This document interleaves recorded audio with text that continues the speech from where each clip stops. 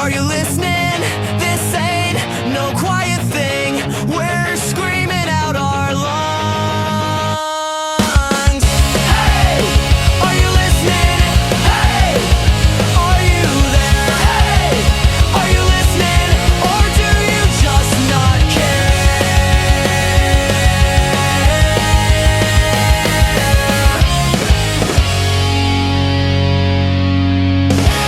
Well, hey, are you listening? This is a podcast exploring the past, present, and future of Christian music. My name's Joel. I'm here with my good friend Brandon, and we connected over mutual love of some particular artists that I should have thought about ahead of time. But we also have pretty different tastes when it comes to things, and so we get to experience new stuff from each other while inviting some friends along for the ride. Brandon, we've got a friend with us here today, back for the second time, but often in our mailbag. It is friend of the show, Andrew Mook Blaylock. What's up, man? Hey, it's good to be in the studio with you guys because now I can express my frustration and anger with your takes directly. In live time. We're here for it. Basically, this episode is just Andrew interviewing us about all of our wrong opinions. I feel like the nickname should have been the mailman. Always delivers. It's going to be whenever we open that t-shirt store, that's going to be one of them. It's just the mailman. Yeah. Andrew, give us an example. What's a frustration that you've had as you've listened to the podcast? Listen, I'm not going to call out any names, but I've heard some discussion about whether or not David Bazan is a professional drummer. And let's just say he's a professional drummer. I've seen him perform as lead vocalist and drummer of Pedro the Lion, so he's done it all. I'm going to keep you out of a room with Jared Byers just so things don't get ugly. Anyway. You've been holding on to that one for a while. Yeah, it stays. It stays. Cool. Well, man, we're excited to have you here in studio with us. It's nice to see your face while we're talking through these fun things together. So excited to dig into where we're going today. Today, we're going to be covering an album by Audio Adrenaline. And Brandon, you decided to post a poll to see which Audio Adrenaline album people would want us to cover. How'd that go? Yeah, I mean, I think what's cool is there's some artists that we're like, man, this album's new, or this album we both love or whatever. But I think some artists, it's kind of hard to choose like which one we want to go through. So it's cool getting people's opinion on it. And usually what happens is there'll be one that you really love and then one that's really special to me. And, you know, we throw in another one and all of our fans vote for the one Joel wants. Because it's objectively the best. I'm taking the hint. I think it probably has something to do with the fact that most of the people that listen to our show are my age. And I think one thing is like with this one, Toby and Third Day, it was like the oldest album. And I think that was interesting is that usually it's like I feel like the newest album of them, which I mean, even Adrenaline Underdog was like 1999, but usually that one gets like the least amount. So I feel like there's just like a lot of nostalgia going on of. Yeah, it is interesting though, because I think if you had posted if you'd put Don't Censor Me on there, I don't think people would have picked that. Really? So I don't think it's just always the oldest. I don't know. Yeah, I remember a few songs off of Don't Censor Me, but Bloom is really the one where I started paying attention to Audio Adrenaline for sure. Yeah. I mean, you got really quality lyrics like we're a band with guitars in our hand, we're crossing. Oh, that's one of the top Audio Adrenaline songs. Is Big House on Big House is on Don't Censor Me, yeah. That was big in youth group culture in the 90s. Obviously, that one's huge, yeah, for sure.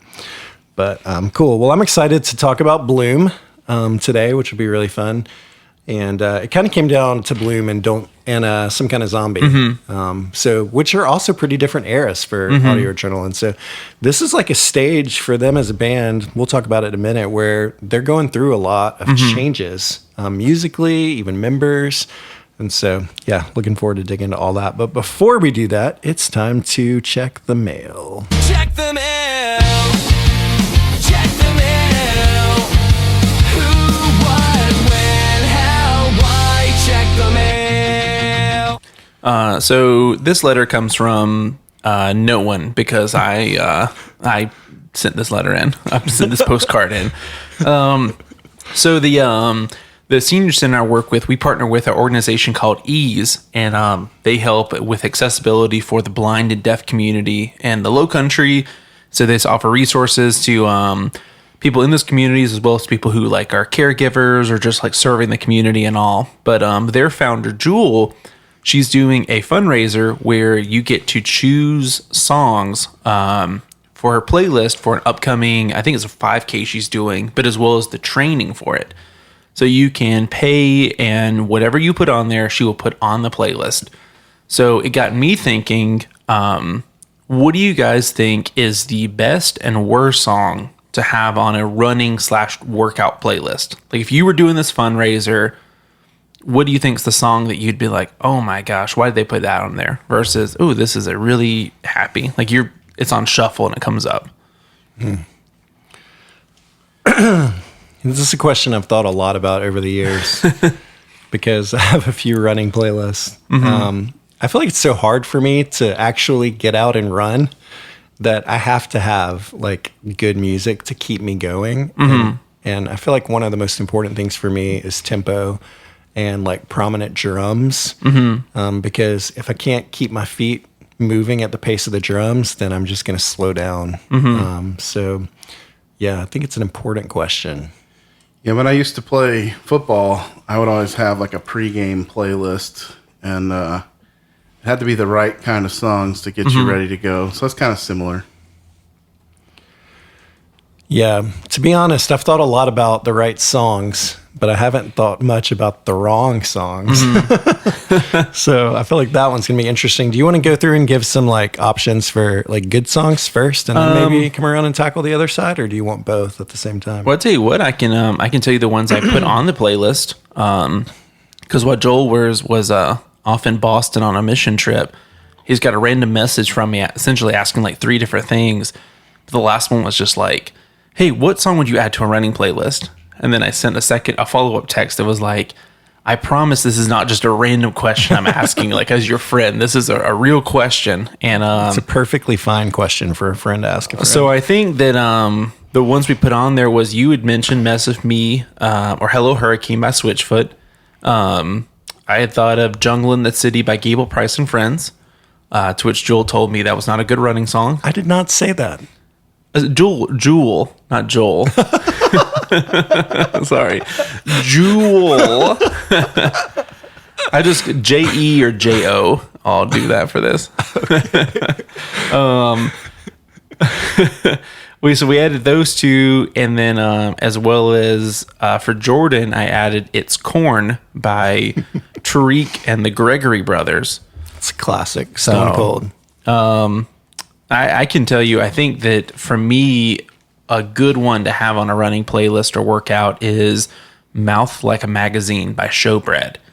Because I think that's a song that you just have, like, you're being pumped up, but there's also just a lot of craziness going on. So I feel like if I'm starting to wear down a little bit, I'm like, all right, this is what I'm going to throw in for that. So I have a weird experience with that particular song because it was, I think, the 3rd day of the first Furnace Fest revival. Showbread played that Sunday afternoon, and I was just beat, tired from all weekend long, just going to show after show after show. And so I actually went to sleep on the lawn while Showbread was playing.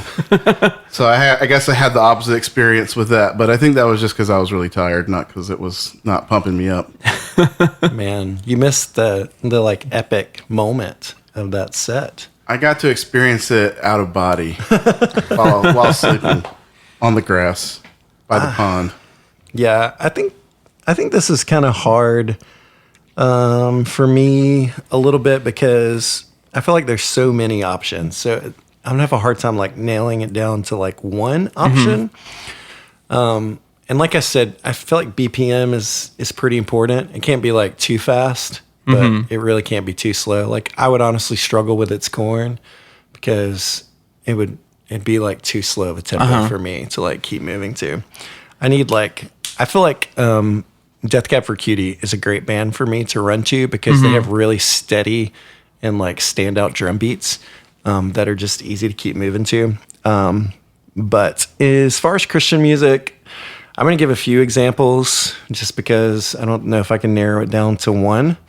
So one that's been on my playlist for a long time is Say the Sooner by the Almost.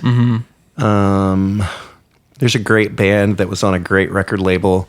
There was this record label called Esperanza Plantation, and there's this great band named Architect on there that has a song called Greatest Romances that's got a good tempo that's on my playlist. I've got a bunch of House of Heroes on my running playlist. So God Save the Foolish Kings. Man, if I'm running to God Save the Foolish Kings, I feel like I can conquer anything. So I've got some Joan Zeta, Busybody, great one. I'm giving too many examples. Mute Math. There's a great band called People Get Ready that's super, super obscure, but they have a great song, Someone's Head's Gonna Roll, that's really good. And I even got a couple of Starflyers on here, so I'll end there. That's too much. Can I give you a fun fact? Yes. I was at the album release show for Greatest Romances by the Architect, and I had never heard of them before. I just went because Chris Staples was playing, and that night I got introduced to Fletcher, who became Color Revolt. Yep. And Architect, and there was another cool band called Me Capitan that was playing. It was a really cool show that I just kind of stumbled into because I wanted to see Chris Staples, and all these other bands kind of got unlocked for me. I never heard about Bellador, though, until much later, but Yeah. I got introduced to the Esperanza family via that. Esperanza's amazing. So if I'm going to have one song on a running playlist, I'm going to go back to 2006 because that was my last year of college football. And I always played the song A Grand Scene for a Color Film by Norma Jean before going out onto the field. So that's still my hype song if I'm going to try to get going. It's a little harder, but it's got a good tempo. Makes you want to run. So That's cool. How do you guys think, if you're like working out, going on a run, how do you think it would be if I Wish We'd All Been Ready by DC Talk came on? It's a Larry Norman song first. Yeah, that would be a struggle for sure. I feel like I might just get lifted out of my shoes. That's true. It'd be a different kind of movement happening. So, yeah. I was trying to think of a song that wouldn't work very well. Man, I don't know. Maybe Andrew has an answer while I think I have a little great bit. one. Go for it. How about Priests and Paramedics by Pedro the Lion? The chorus is just, we're going to die, we're all going to die. That's how I feel when I run anyway, so it would reinforce the feeling. Not very encouraging. I love it. I have a lot of Switchfoot on my playlist, but I feel like probably a lot of John Foreman solo stuff wouldn't be great to run to. Yeah. Maybe a song like Broken from the Start would be a miss. So I'll go with that one. Okay. There you go. Cool. Well, thanks, Brandon, And Jewel. for that postcard. And Jewel. Appreciate that. All right, let's talk about what we've been listening to lately. What's something that you guys have spent some time listening to? So I recently had the opportunity to go see Idle Threat and Maylene and the Sons of Disaster. Yeah. And I passed on to Zeke that you guys wouldn't come with me. So, no, he sends greetings to y'all. He said he had a good time on the podcast. But it was cool to see them live. And I've heard some rumors that maybe they'll be headed this way sometime soon. So that's kind of cool. That would be awesome. So I've been listening to both of those bands a little bit. And then also this band, The Undertaking, is someone turned me on to them. And it's cool, like, I don't even know how to describe it. It's Christian hardcore, but it's a little bit like kind of post-hardcore too. So I've enjoyed listening to that. I can handle the post, but the hardcore is the struggle for me. It's probably a little more on the hardcore end than post. Gotcha. So Yeah. it may not be up your alley, but it's good. That's cool. It's cool. I've been listening to a song called Beach Towel by Root Beer. So it's a combination of Flynn Adam and Pigeon John from LA Symphony. Okay. So they just every like 10 years decide to put out some music. So they decided in 2026 is the year that. Root Beer is Yeah. going to release the song. You could have Beach said Towel. Yeah. any collection of I words, and it would have meant the same thing to me. We would have believed you. Yeah. That's the funny thing. Is Brandon actually just making this up? Yeah, you guys will find out The later world on. may never know. That's awesome. I'm just scrolling through a dictionary being like, yes, this band. I was chatting the other day with my friend Chris Johnson, who used to work at our church, and I was like pushing the Gracie album to him, and he let me know about an EP by Andy Squires. Have you guys listened to Andy Squires ever? He has a new EP called Praise Songs, and so I've spent some time listening to that. It's cool. I like it. Kind of a different vibe, but like an intro. I love that it's like called praise songs, but they're not like hymns or praise songs, but they're all songs like connected to that idea. Is he the guy that has he plays the guitar and sings on Instagram a lot? I don't know. Maybe. Maybe crossing wires, but anyway. No telling. There's a good possibility probably. Yeah. So a lot of the current Christian music people are getting their like rise from social media. This is the guy I'm thinking of. He wrote a song about like Elon Musk the other day that was really interesting, but it may not be the same guy. Yeah, I don't know. Could be. All right, let's play a game. Let's play, it's time to play a game. Let's play, it's time to play a game. So we're going to play a round of CCM 20 questions. And I felt bad the other day that I did this to Brandon when he was by himself. And so I'm taking the advantage of having Andrew here with us. Because I know, here's the thing about Andrew. Andrew's musical knowledge is like on par with mine. And so he goes deep in a lot of this stuff and knows many things. This is a bad setup for failure. And so I thought this was a good opportunity to dig into a record. And so I'm just going to pull up some information on it to make sure I can correctly answer your questions. But you guys know how this works. So basically you get 20 questions, yes or no. And I'll keep track of those, or at least try to. And you can guess the artist ahead of time. But you only get one guess at the album. So let me pull this up. First question: what is the name of the band? You didn't listen to the rules. I never do. I'm like Ernest. I never learn. This is how you have to play the game. You just have to go for it blindly and just go, the album is Jesus Freak by DC Talk. You just go all in. First question. Yeah. You're like, All can we chips. just get this over with? This game is now called One Question. Man, the POD one, I felt bad because Joel was just like, I feel like it's like the parent that's like, no, come on, like you can catch the baseball. And I was like, I don't want, just let me go home because I don't want to catch the baseball. And it's like, no, come on, listen, I'll get closer. And I'm like, I don't want this. Just I think the last 10, I probably asked 30 questions. The last like 15 were just like, all right, just do these people breathe air? You kept asking specific artists, and I'm like, stop asking. All the while you're at home being like, Brandon, please. Listening at home, as soon as he said they released only one EP on Tooth and Nail, I knew that was POD. You knew it immediately. Man, So- what was the third day? I think the third day when I was like once, twice, then I was like fourth. And Joel's like, Brandon, why are you skipping third now? That was hilarious. All right, you guys ready? Mm-hmm. Ask away. Was this album released in the 90s? No. Wait. Do you need me broader?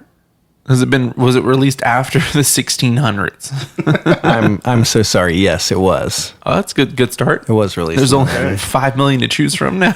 Is it on Tooth and Nail Records?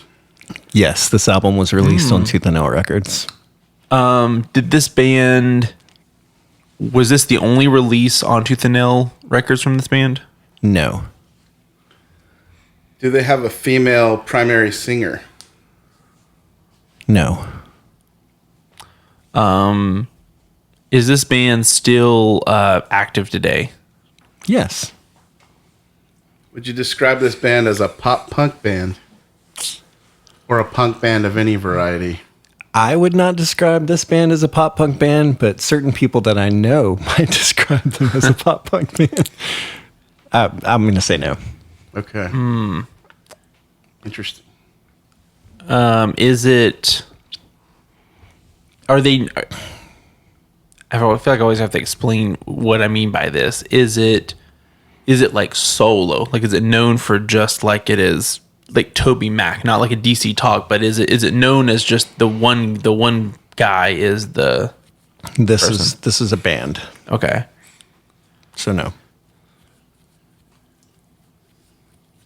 I'm stumped after criticizing you guys from off air. Now I have to put my money where my mouth is. Is the album an EP or I don't know if I want to ask that. I got nothing. Let's see. I've got one ready to go if you Go want. for it. Yeah. Have we reviewed an album by this band on here yet? No. There you go. Oh man. 90s tooth and nail band that's not punk. Is this a heavy band? How would you define heavy? Yelling vocals or singing? Or primarily yelling vocals? No, this is not a heavy band. I guess that should be obvious since it's on tooth and nail and not Solid solid state. But sometimes those lines get blurred. Yeah. Is there a number in the band? Name. No. That's 10. Is Mark Solomon in the band? No. That rules out a few.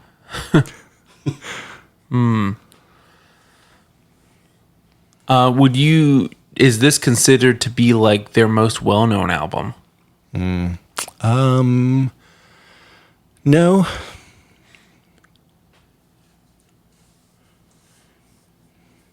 Would you consider it an emo album?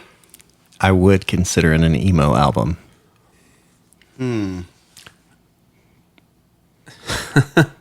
I would say emo / indie, but yes.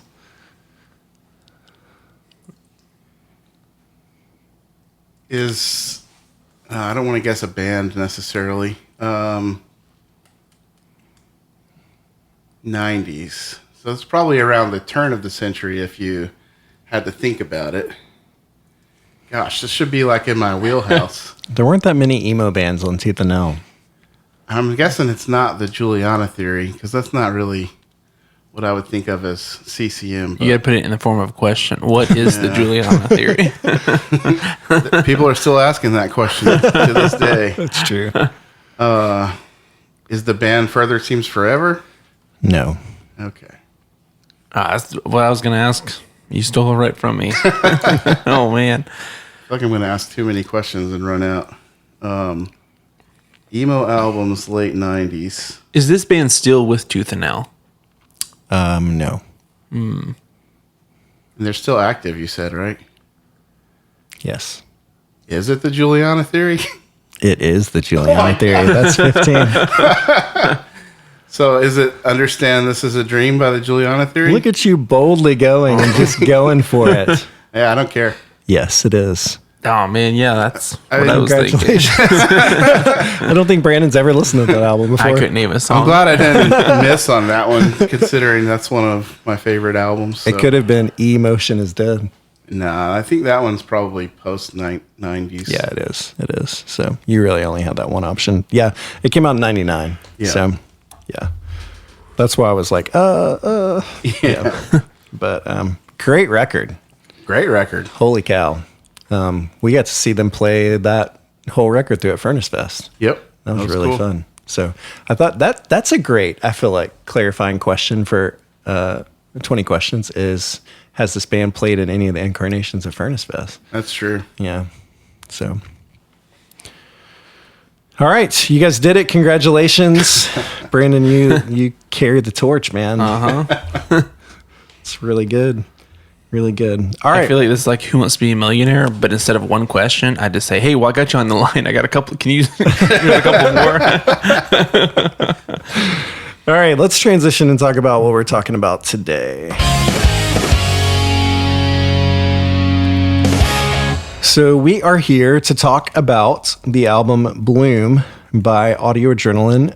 I'll give us a little kind of brief intro to this, and then we can kind of talk about our where this album kind of came into play for us. So released on February 20th, 1996. I'll ask a question to that. Do you guys know what other album also came out on that very same date? Bloom by Audio. Oh, wait. Got nothing. Was it a Jars of Clay album? No. Oh, I thought we discussed this before, but maybe. Please tell me it's The Great Adventure by Stephen Curtis Chapman. I think that was earlier. Yeah, it would be cool if I only came in to discuss albums from released on February that day.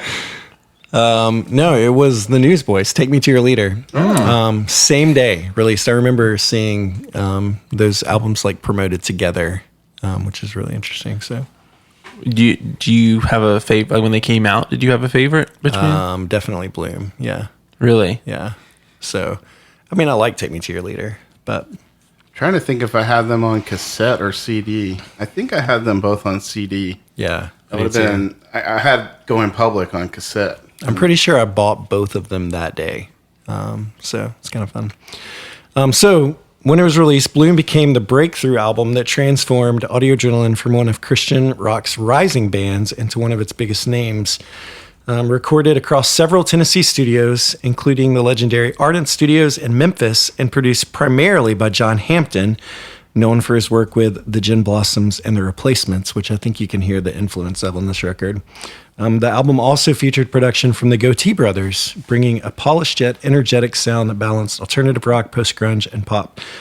The band intentionally moved away from the funk rap influences of its early records, embracing bigger guitars and more mature songwriting. Anchored by fan favorites like Never Gonna Be As Big As Jesus, Good People, I'm Not the King, and Bloom, the album showcased Mark Stewart's unmistakable vocals and the band's knack for pairing memorable hooks with thoughtful lyrics.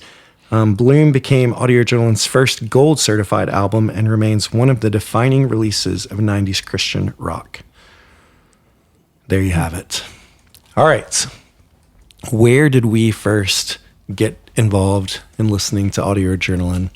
And then when did Bloom come along?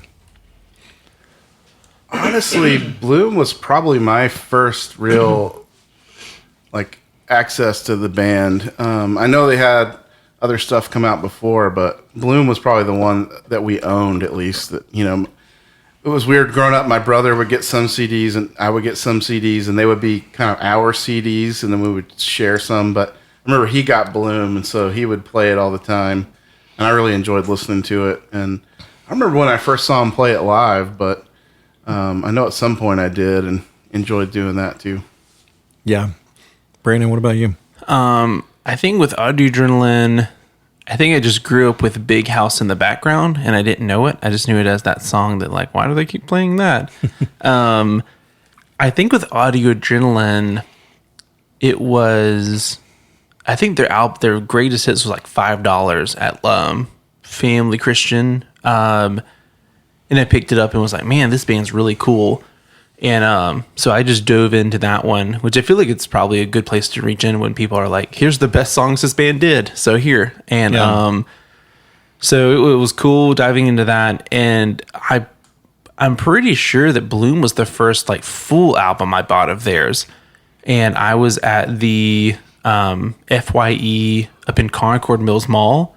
And I saw it up there, and once again, it was like maybe like $3 or something, and picked it up. And at the time, we had like our portable like DVD players, but really, I just used mine as a CD player in the car. Yeah, and just the whole way home listening. And I think around that time, I was kind of getting into like more of the deeper tracks. So like they're like a band like Audio Adrenaline, even the Greatest Hits one has good songs on it, but like the deeper cut stuff's not making it to a greatest hits album. Yeah. And I remember just being like, man, I just feel like this band is like really real. And that was at a time where a lot of the Christian bands I felt like were this fake, like, man, I need to apologize to God because I only read my Bible for like 3 hours today instead of 4 hours. And I felt like with Mark Stewart and just the whole band, like it was just very like honest with their stuff. Yeah. And I think with this album, there's a lot of that where it's like, I feel like people now don't think this is an example of something where knowing the context is really cool, because it's like there's nothing on this that people would be like, oh, that's weird, or you can't say that. But I mean, like at the time, I feel like you can't really say like, yeah, I mess up, or sometimes I'm not, like I'm a liar, I'm not, a man of God or whatever.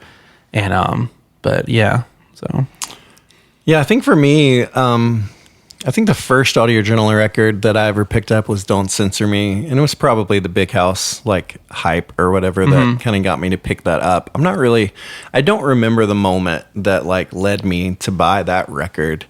But I was into it, even though it was kind of an interesting album. Like, even today, if you go back and listen to that album, it's kind of weird. It's more drum machine than, like, live band kind of feeling. But I was into it. And then I remember specifically they came and played in Jackson, Mississippi, where I was growing up, on like a Don't Censor Me tour at a church. And it's probably like at that point they had like a full band drummer and everything.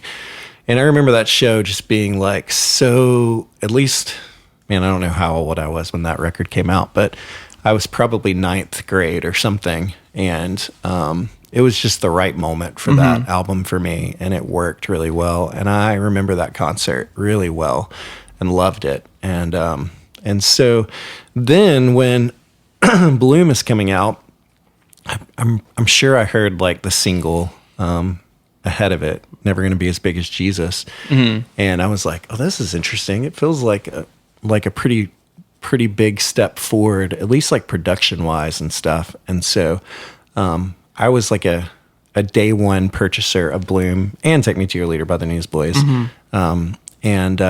But for whatever reason, while I really like Take Me to Your Leader, Bloom just really worked for me. And I think the whole transition to being like a band for them just worked really well. And I like really connected with this album, and it became one of my favorites for a long time. So yeah, I would have been, I guess, 10 when it dropped. So I was a little younger. And I don't remember when I saw them play, but I remember another time I saw them on some kind of zombie tour with the Supertones, I think it was that tour. But I remember seeing them play with the Supertones, and that was kind of like maybe my last connection to Audio Adrenaline. I kind of left them behind after that. But this era and Some Kind of Zombie was like the golden age for me of Audio Adrenaline for sure. I saw them, I think, on an in-between moment, in between Bloom and Some Kind of Zombie on tour. And Barry Blair, who's the guitar player on this record, had already left the band. And because this was his last record with Audio Adrenaline.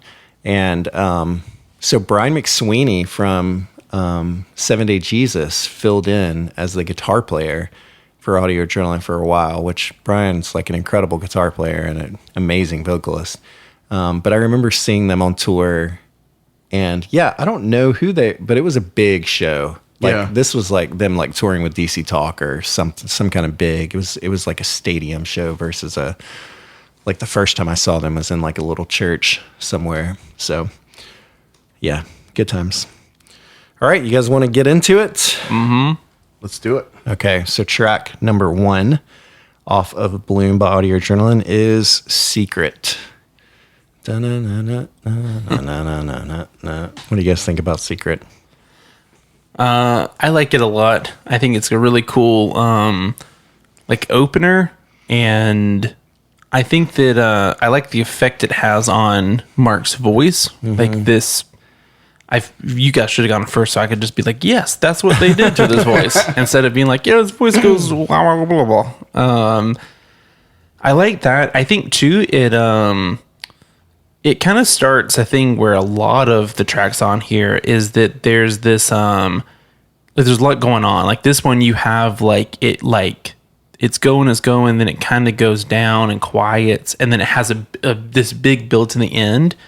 And I think there's just a lot of tracks on here that it's not just all right, like just follow the rules for it. It's kind of like, oh, okay, well, what if we did this with us? What if we move this? So I think it starts off just with a lot of depth and gets you excited, which I feel like Audio Adrenaline always did pretty good. I'm trying to think of an album of theirs that didn't start off with a really kind of catchy or good song at the beginning. So they followed the Brandon rule of concert. Way to go, guys. When you guys called me to ask if I could help review this with you guys, I hadn't listened to this in a while, like maybe 20 years or more since I've listened to this record, even though I loved it back in the day. And so listening to it again, as an adult was really interesting. Like, man, it sounds good. It does. Like, the guitars sound great. The tone, the overdrive is really good. The drums sound awesome. And everything's great. And what you're talking about with the vocals, I thought that was really cool how the song's called Secret or whatever, and he's keeping it hush hush during the verses. And then when he gets to the chorus to talk about the secret, he yells, it gets this almost like, I almost thought I was listening to 68 or something like that for a second, because he just screams, "Want you to know it," and then comes in with the chorus. And I was like, man, that's pretty progressive for Christian rock in 1996 to really get into a yell there. And I was cool to hear. So This is like an edgy album for a Forefront release in that day. I wrote, you guys talking about it just made me up my score on it a little bit. But I wrote down, you can already tell as soon as the guitars kick in, this is not Don't Censor Me Audio Adrenaline anymore. This is a band, and it's very, very different. I wrote down, I love the shouts. I love all the effects.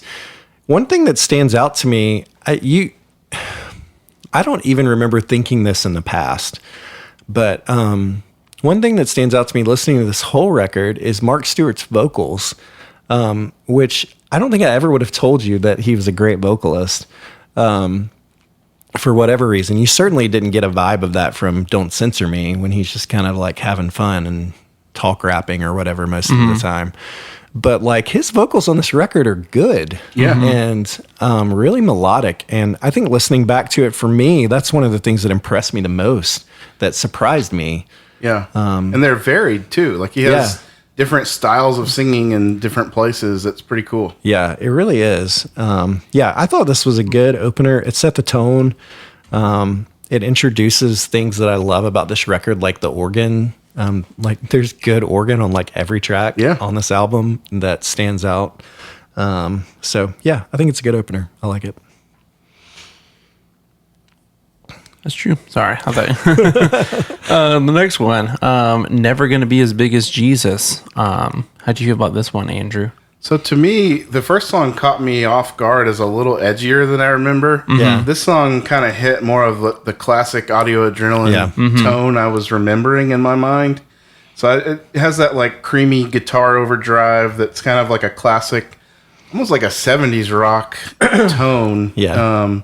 And I really enjoyed the groove that the drums and the bass get into in this one. And then, of course, at the end, you have the guitar solo that hits pretty well. So it's just a good kind of classic Audio Adrenaline song for me. Yeah, I think this is the song where you notice, you start to notice the guitars on this record. And I'll just say this, and it impressed me back in the day, but I think that Barry Blair, who played guitar on this record, was one of the best guitar players in CCM. Everything he plays, I feel works really well. It's creative. It's complex, but it fits perfectly with everything that he's trying to do. He plays some really, really creative stuff, and just such a good guitar player. You get a little bit of you get a sense of what comes out on some of the other songs, that there's this album is an interesting like hodgepodge of like more edgy like rock, and then like a lot of like southern rock influence too. Yeah.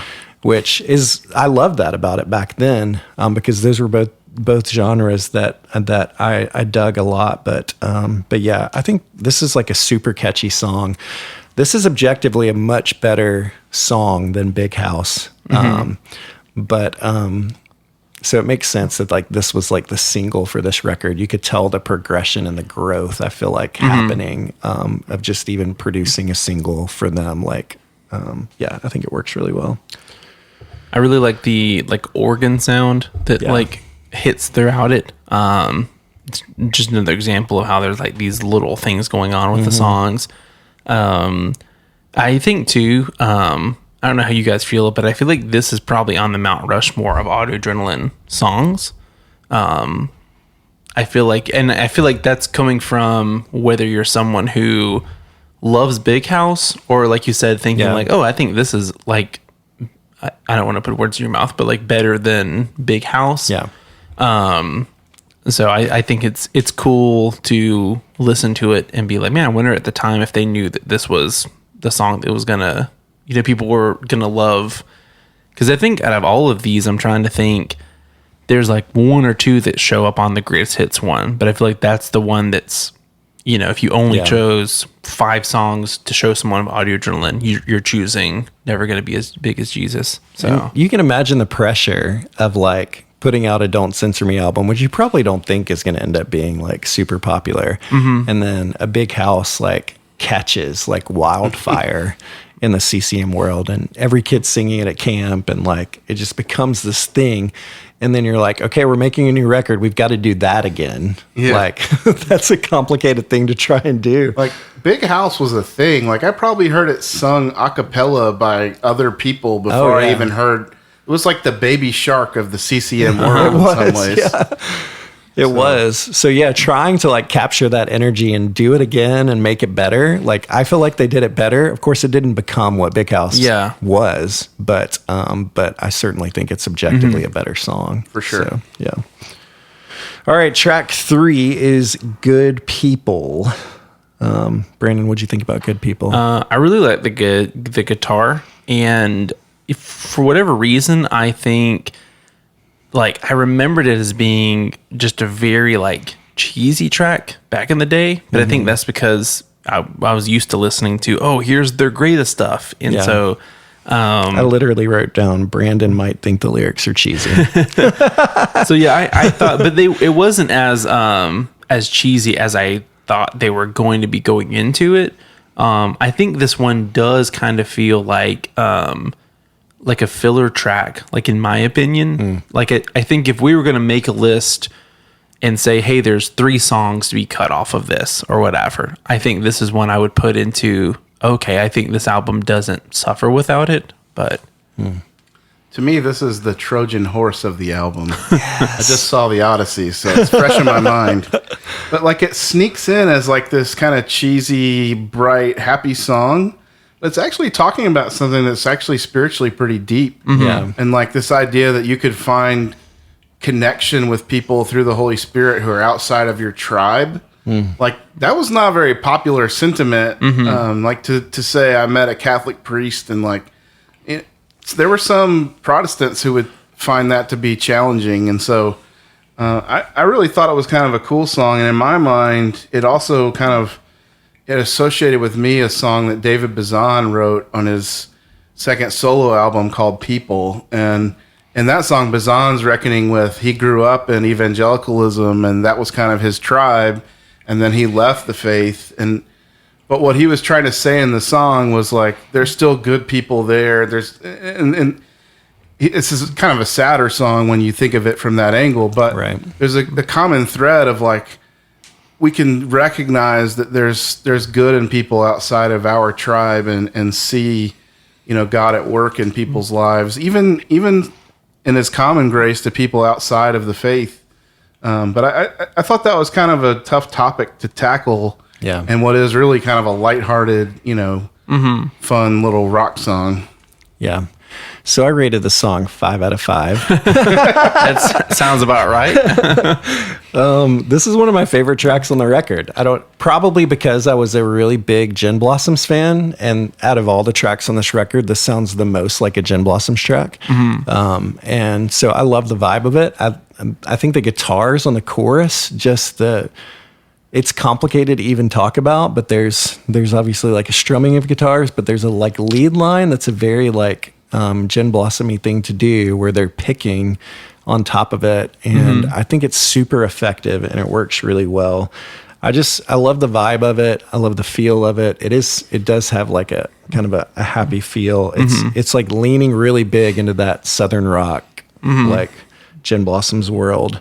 But I think they were really good at this, better than most bands could ever pull off. And yeah, I think that the guitar section that happens later is really cool. And there's like the slow build kind of back in that I feel like is really, really effective. And so, yeah, I love this one. I'm not going to cut it. So. All right. What about the next one, Joel? I'm Not the King.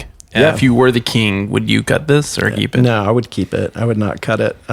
So I like this one better. This one falls, like I said earlier, there's like different kinds of songs on this record, but I feel like they kind of fall into 3 camps. This one is in the same camp as Secret. But I like this one better than Secret. I like I just like a lot of the things that they do, that there's some pretty dynamic changes that are happening throughout it. And I love this, like on the pre-chorus of it. He does this a lot on this record, where the music will be like dropped, but his vocals are like pretty loud and out there, and it works really well with his voice. And so they do that on the pre-chorus when he's like, I'm not the king, I just sing, yeah. And then they get into the chorus. And so I think that stuff works. And there's cool, like, they do some cool, like, tempo change-ups at the end, dun, dun, dun, dun, that I think are really fun. And yeah, cool effects on his vocals. So, yeah, I like this one. Yeah, to me, like, I wrote this down, and I had a hard time like deciding what genre of music is this. I mean, it's rock, but what is it? And to me, I was like, it feels like grunge in some spots. It feels like hard rock. It feels like Southern rock or alternative, like 90s alternative. And so you just kind of hear all those things in the guitars coming through. And even though it presents itself just as like an alternative song, it has those elements kind of jumbled in there, which I thought was really cool. I really like the song. I really like the like roughness of it. I like too that it's so simple. Like I remember looking at the lyrics and thinking, oh, they didn't put all the lyrics in here, because it was like they're like, no, it's, like he says stuff over and over, but it's essentially just like 11 lines or so of lyrics. And so like I like that I feel like there's a lot going on and it's cool, but it's also like very, or at least as a listener, it feels like very simple. Like it feels like they're not being like, let's throw in like all these instruments or whatever. So I really like this one. I think, like what you said earlier about fitting into camps, because I feel like that there is kind of these, like, this is something that like you could have released as like 3 different EPs, and then released, as like a full album, and just kind of been like, okay, here's this side. You could have like the CCM EP, the Southern Rock EP, and like the Hard Rock EP or whatever. Yeah. It's interesting. All right, what about track 5, Walk on Water? Andrew, what'd you think about that one? So as soon as it came on, you could tell there's a shift in the style to something that's different from everything else so far, in my opinion. And honestly, the intro reminded me of Summer Teeth by Wilco, because it has like this drum beat with the tambourine and like the chimes going in the kind of the background. And then he starts singing, and it's like, oh, this is very not Summer Teeth, but it has that vibe up until the vocals kick in. And honestly, I think this was my favorite song to this point, just because it was so different and kind of had a different vibe. I enjoyed really the whole thing. It had a cool build at the end, and more guitar solo stuff. So I like this song. Yeah, I really liked it too. One thing that's always stood out to me on it, and I really like, is that, and it happens, I think like there's like two, maybe one other track on this, but like it's like he's like yelling, but it's like maxing out, like Yeah. it is.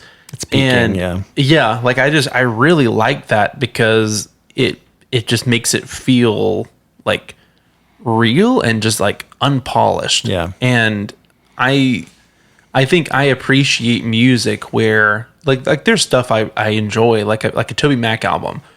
There's nothing that's gonna sneak past it. They're gonna go, oh man, we forgot to do that on there. But I think a lot of these albums, it just makes it feel real. And I think even Audio Adrenaline, like when I think of like the big three or big four or whatever of like 90s Christian music, I feel like Audio Adrenaline just always felt like the one that was like the most sincere. Like in a way that if you saw them at a concert, I feel like you're not walking up to other bands and them saying like, man, I've been struggling with the same thing. But I feel like Audio Adrenaline, you could walk up and say, man, I've been struggling with this thing. I could see Mark being like, hey man, here's some advice, or like, here's, some resources or something. And I think that just pours through too, just in the music. Like I feel like it's just very sincere. Yeah. Man, this song. So Andrew, like you, I remember, I hadn't listened to this in a while, but I remember probably 8 years ago, I like pulled it up for some reason, was like, I'm going to go listen to Bloom. And I remember listening through it being like, yeah, this is what I remember. Yeah, this is what I remember. Yeah, this is what I remember. And then this song played and I was like, man, that's a good song. Yeah. Like it caught me off guard. And for what this song is, I think it's perfectly executed. Like I don't think you could make it better for like what it is. The guitar work is like impeccable. Like from the beginning, like nobody would ever, I don't think of anybody that would ever do a guitar line that's just na na na na na na, but it's so good and it works so well with what's happening. And he's got these like little flourishes that happen all throughout the whole song that are just perfect for what the song is trying to do. So Barry Blair's guitars are incredible. And this is where I feel like Mark Stewart's vocals shine in a huge way. And I think this is like where I got caught off guard in a big way of like, man, Mark's like a good singer and his vocals work really well. I love the fact that like his vocal melody on verse 2 is like a change up and he like goes up on it and changes the melody up in a really, it's super effective. And the third verse, like being quiet and then having this build up to like, this is my Father's world, that build up that happens there. Yeah, I dig this song. Of course, I can't listen to it and like not help think about like the 5 Iron Frenzy song that has to do with the same idea. And I love that song too. So maybe I just like songs about Peter and walking on the water. But yeah, this one works really well for me. Next up, we have See Through. Joel, how did this song work for you? I think for me, this is probably my first miss on the record. Not that it's a bad song. I like what Mark does vocally. And I did write like, man, his vocals are a huge step up on this album. And so there are things that I really like about it, but it doesn't feel as cohesive to me as a song. It feels a little more random and hodgepodge of trying to do things. And the things just don't seem to flow together as well. But I do love like the strained vocals that he has, and I love kind of the chaos of the end of the song. I think it's kind of fun. So the crazy thing is, it starts off with almost like a metal riff. yeah, I feel like the guitars were in drop D almost. I mean, Yeah. it sounded like they were. I didn't scientifically determine that, but it sounds like it's drop D and. It's got the bongos going, so it like took me to Living Sacrifice hammering process vibes for a minute. I was like, okay, let's go there. And the other thing I wrote down was like the drums were really fun. Like it would be a fun song to play on the drums. Yeah. But yeah, it was just a different, like I understand why you might want to cut it, just because it is very different. I think it doesn't necessarily fit cohesively in the record. I'm going to jump in and say, don't cut it. I'm going to stop the presses or keep the presses going, whichever one. I really like this one. I think it's just another one that kind of fits into a category of there's like a lot of these like shifts going on through it. And I think I just loved kind of piggyback off what I said for the last track about just their like transparency as a band. And I just love the parts where it's like, don't you know that God loves you? Like I try to love you too. Yeah. And in the end, I would love to be made perfect, but instead I have the grace of God. You should look through me and you will see what I want to be. I think it's cool because I think it happens today, but I think that we're moving away from it as much. That there's a lot of look at me, like I need to be the star of this. Yeah. Like you need to buy my version of the Bible. Like like I don't want to name names because no one I can think of is doing that. So it's not like DeForest Frank is not out there making their own Bible. But I just think that's like a cool message of don't look at me. Which even I've gotten to see them live. I didn't get to see them live as Audio Adrenaline, but I got to see them live a couple of times, just like little things where they would do like a acoustic performance or whatever. And I feel like every time it was very much here's my story, not let me cut that out because that's not going to sell as well or whatever. And even Mark Stewart's book, like it's one of the most honest autobiographies like I've read. Like there's a lot of just stuff that he didn't even have to say, but it was the fact that he was like, no, this is my story and it's important to share it. Yeah. So That's cool. All right. Track number 7, Free Ride. This is a cover song. growing up, I thought it was their song. So when I heard the original, I was like, who's covering Audio Adrenaline? What's crazy is even though it's a cover, this is like the song that I think of first when I think of this record. Mm-hmm. Yeah. It became like the jam off this record for me. Yeah, I feel like it fits so well on the album, just stylistically. And again, Barry Blair on the guitar, just like killing it. I want to know who played the little fish thing. It's like, tut, tut, zzz, tut, tut. That guy killed it on this record. This is a great song, Edgar Winter song. The jam part on it's so good. It ends fun. Like, I don't know what else to really say about it, but it's, yeah, I love it. What I like is that I wrote in the growing up, I thought this is an Audio Adrenaline song. I really like it. I don't really care for the interlude, the 90s drum thing that's going on. I'm trying to remember what that is now. Well, it's the thing that you guys were just mentioning, the like fish thing. Like, that's the only I way love could the fish describe thing. it is- It looks like a fish. You hold it in your hand and have a little stick that rubs it. Yeah. It's classic. So it's like, oh yeah, you mean the thing that I felt annoying, the thing that you loved. Classic, according to Andrew. So. This is a great example of how sitting at home it would have been. Come on, guys. What is Brandon talking about? The 90s drum thing? What in the world? I just love that. Like, they're like, what does this song need? And some guy pulls out a little wooden fish. Like, that's it. Is it like the frog thing? Kind of, yeah, Okay. yeah. But it looks like a fish. I mean, I think that's what it is. Yeah. I mean, it might be. But you just tap it and it has a little thing you can scrape the stick on. That's funny. Yeah. Yeah. I don't know if I really got it. So, Pretty in the background, I think. But Gotcha. anyway. Next up, we have Man of God. How do you feel about this one, Andrew? I think it fits with the message of See-Through. I mean, I appreciate the more we find out about 90s CCM and about how people were really struggling to live out their faith authentically, the fact that they were so open about this idea of like struggling, like being a Christian musician doesn't mean that you're a perfect role model for everybody else. And for some reason, we in the church try to make saints out of musicians, even though they've really got a really hard road as far as staying connected to a community of faith, and they have all this pressure on them from so many different groups of people. So I appreciated that as far as the message goes.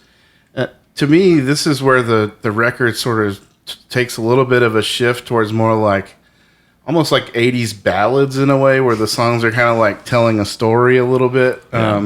So the album starts to kind of, not necessarily with this song, but as it bleeds into the other songs after this, up until the closer's a big shift, but it starts to kind of take a different direction where I get a little bit distracted listening to it, where I'm not as engaged. Mm-hmm. Yeah, I do really like this song. I think the guitar work is cool. The organist dude is like killing it on this. It's a good change of pace, I feel like, at this point. I do agree that like later on, the album, I think for me, starts to dip a little bit. But I do like this one a lot. I think the chorus is really good. You get like, it's clear, like if you're a guitar player, you can tell these guys are playing Les Pauls. That tone is just like unmistakable, and I think it shines through on this song. But I love the organ on the chorus. It's just so big and full, and I think this one works really well. I like this track, and I think you do need something to kind of like balance it out. Because I mean, I like a lot of the heavier stuff on here. But also, I feel like if you only had that, it does get pretty like you lose a little bit of it if everything's doing it. This is the one I mentioned, I think, before we started recording, that I felt like this one makes me think a lot about like Walk on Water, and maybe it's because they both like there's kind of like slowing down. Yeah. But I feel like it's kind of like one of them you really like, and the other one you're kind of like, oh, okay, like that's there. Like there's like a A and B or whatever from them. So I feel like for me, I liked the Walk on Water a little bit more. Yeah. But I feel like this one like serves its purpose here. Yeah, I can agree with that. All right, so 9, I feel like it does begin, for me, a little bit of a shift in the record with Glory Land. But Andrew, what do you think about Glory Land? So I didn't have a ton of thoughts about it, because again, I felt like I was just drifting a little bit as far as I just was not as engaged. But it did have some sonic differences where like it starts off kind of rocking, then it comes down and then builds back up. So that was helpful. At first I was like, are we talking about Memphis or heaven, or what's Glory Land in this context?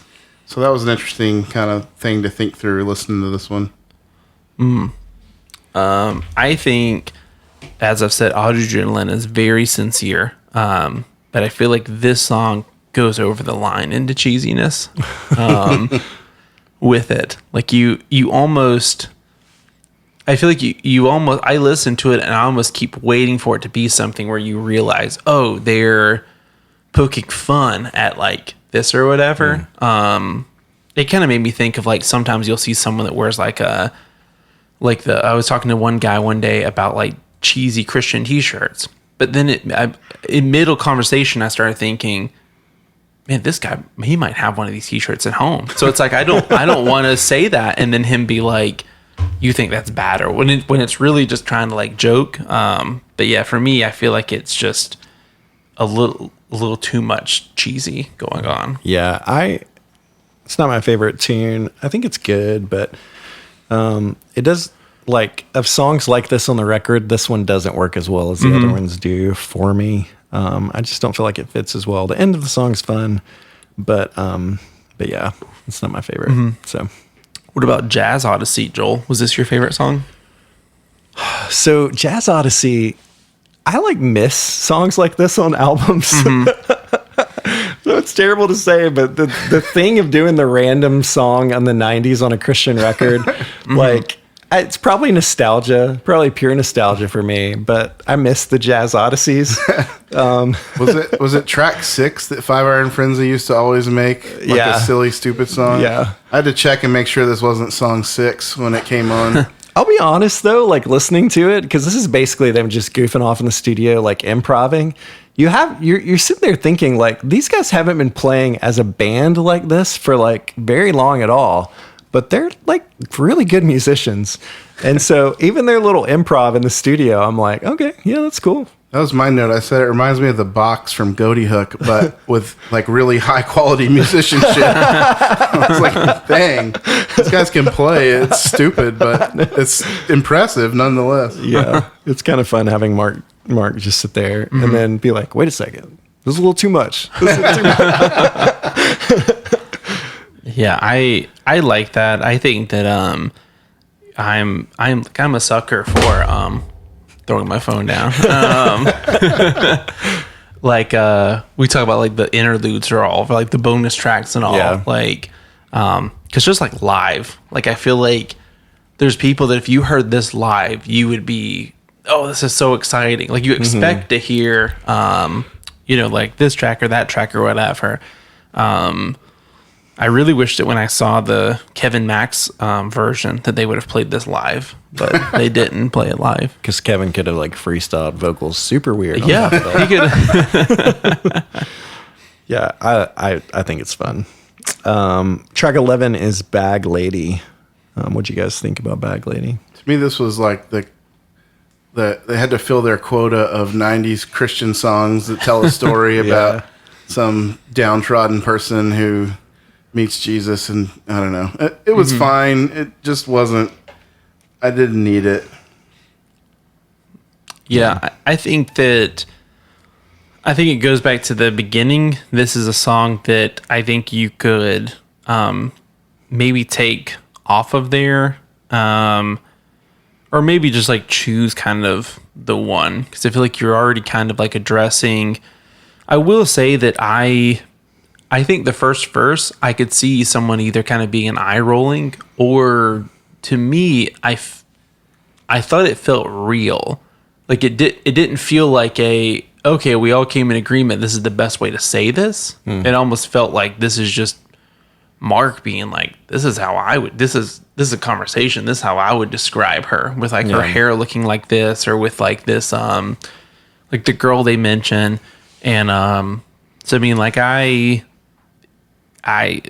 if it wasn't on here, it wouldn't have like upset me, but I did appreciate just the realness of them describing it and not just being like this over the top. I feel like it's like if someone said like, oh, what's the enemy of the church? And people are like, oh, it's the devil walking around like in his suit or whatever, instead of being like, or maybe it's just Christians like not caring or not believing God's as powerful as they think. Like that's more of an enemy of the church than the devil like in a suit roaming a parking lot. Yeah. I'm with you guys. I feel like I'm okay if we just take this one off the record. I think overall it's probably maybe better for it, but I do like the like intro, like the music to that. And I wrote down tremolo, like A lot of tremolo going on. big Yeah. tremolo. And later on, I wrote down, I think the intro is my favorite part. To me, it felt like the Christmas shoes of this record. Yeah, that makes a lot of sense. But the end is cool and works well. But yeah, I don't know. So Next up, we have the I Hear Jesus Calling. Andrew, how do you feel about this track? I'm fine with it. I probably would have made it the hidden track like we used to do on 90s CDs, where it would just come at the end. I think it's kind of cool in its own way, like as far as it's doing something very simple, and I like it being there. But like I said, I think I would make it the bonus track just after everything's done, and it would be kind of a cool little thing. yeah. I find it a little bit weird to be right before the closer.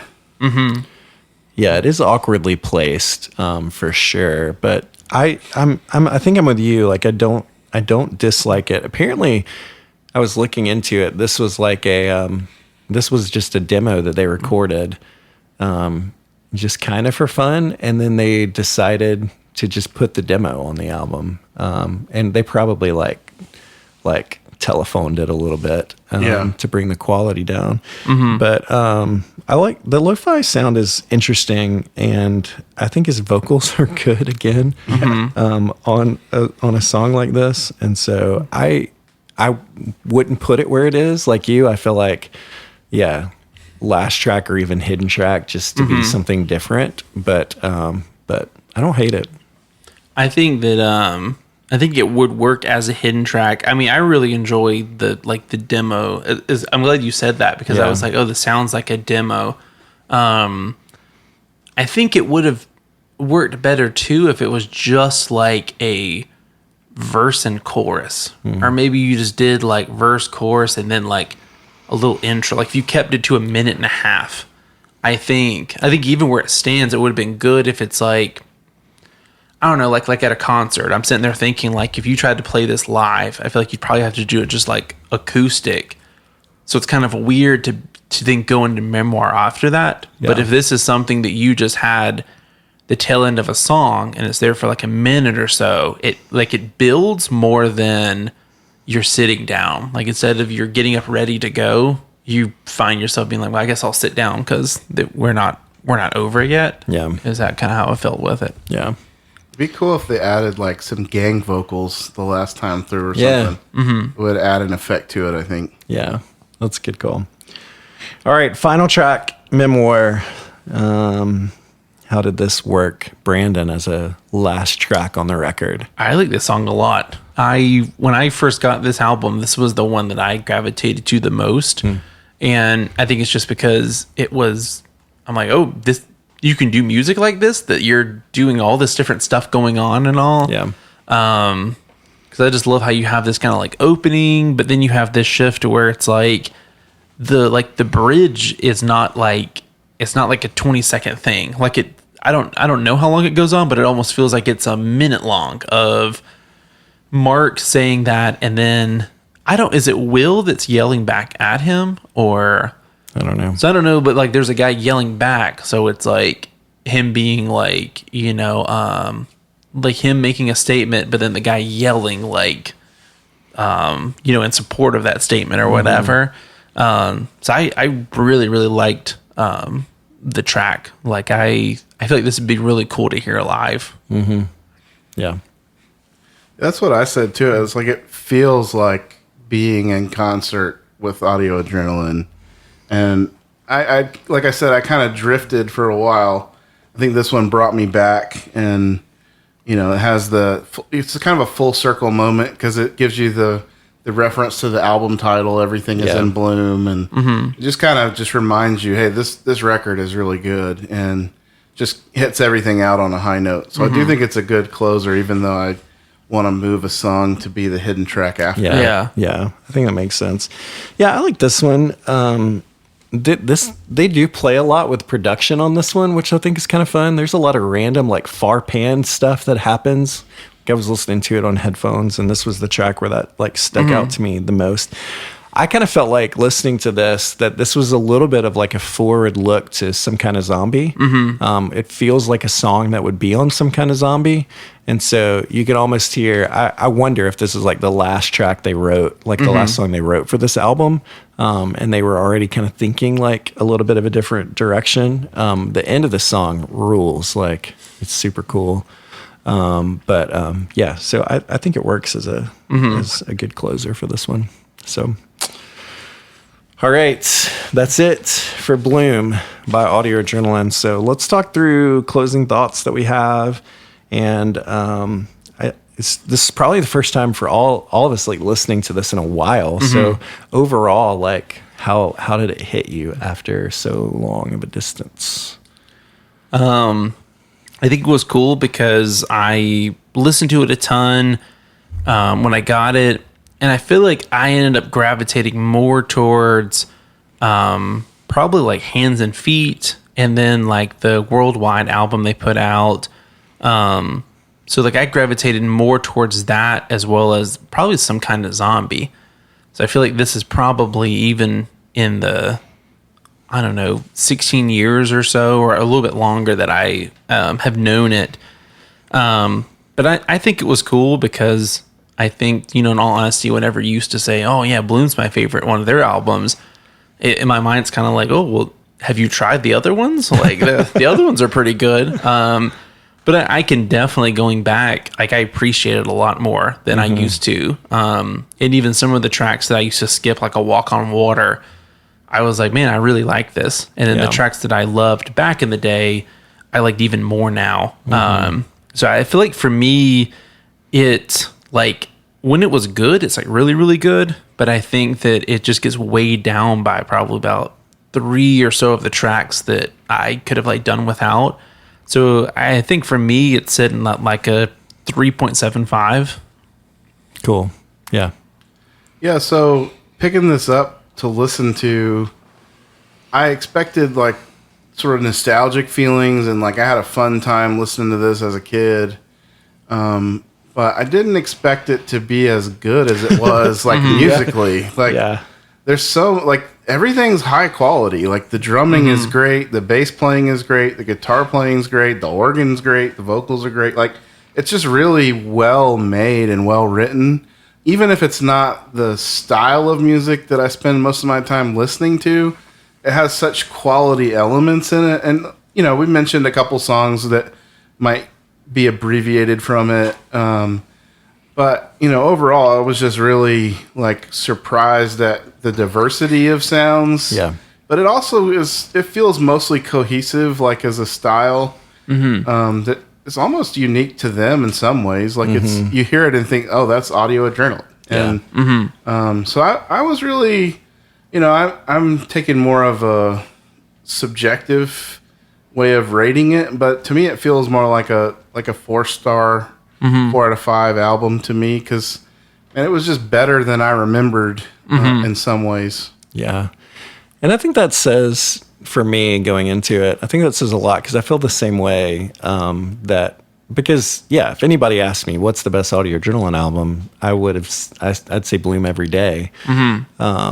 But it's fun that I feel like of the times that I have listened to it in the last 15 years, I've appreciated it more every time, probably even than I did back then.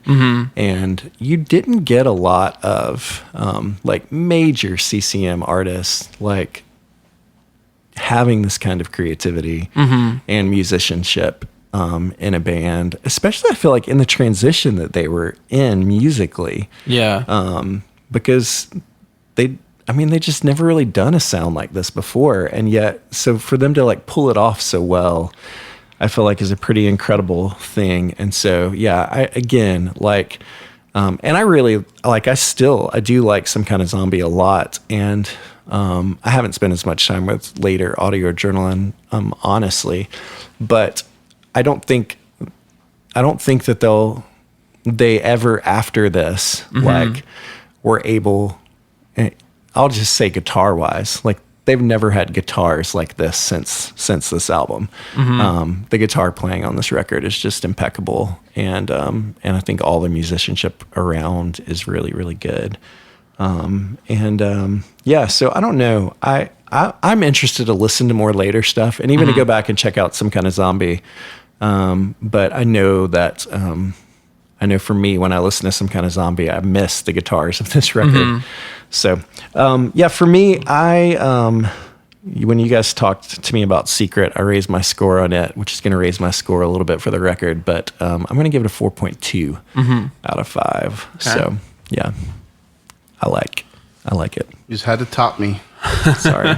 It's what I do best. Well, now that he has talked, have you also raised your score? I give it a 4.3. 4.21. 4.21. So imagine like Will McGinnis sitting in his house being like, they just raised it. Oh, yeah. That's cool. I'm glad we all kind of enjoyed this one. It was definitely fun to dig back into. And I'll have to listen to it more often than I do, which is really fun. So, all right, let's talk about our lyric of the week. It's time for the lyric of the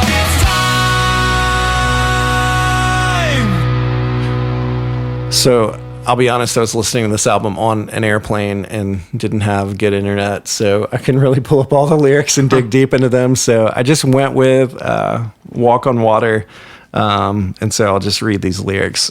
Just like Peter, I want to go farther, tread on the sea and walk on the water, step where he steps and go where he goes, side by side when the sea billows roll. I'll be all right when the wind comes. I'll be all right when the waves come crashing. I'm not afraid, no, for this is my Father's world. I just get a lot of comfort from that. It's not the fanciest lyrics in the world, but it's comforting, and I think that's the vibe they were going for. So, yeah. Yeah, that's what I picked up on. It's like the lyrics are not complex. Like you feel like they kind of sat down with a rhyming dictionary and wrote these things, but they're meaningful still, and I think that's cool. Yeah, I agree. All right. Well, Andrew, thanks for joining us. Do you have anything that you would like to plug or point people to? I just want to pump my fitness brand. Overall wellness brand. You can't purchase it. It's a vibe. You just have to live in it. And it's called... It doesn't have a name. Okay. Sounds good. The checks are rolling in. Do you want people to find you online anywhere, or are you good? No, don't find me. FBI's looking for me. Here's his home address right here. Oh, man. We can get Sounds people good. to mail him the questions they want to ask us, then he can ask He can them. ask us. I mean, it's what he does great. Here's Andrew The on mailman. behalf of Steve. It'd be really helpful, guys, if you want to send us more mail. You can reach out to us at heyareyoullisteningpod@gmail.com. So Andrew doesn't have to work so hard. That would be awesome. I know he would appreciate it a lot. So thank you guys for hanging out and joining us this week. Find us on all the places online, Facebook, Instagram. We're going to try and do a better job of getting conversations going on there. It's been a crazy summer, but we'll get there. We want to talk to you guys and get some feedback and hear some things. So, but beyond that, we'll be back next week and look forward to seeing you then.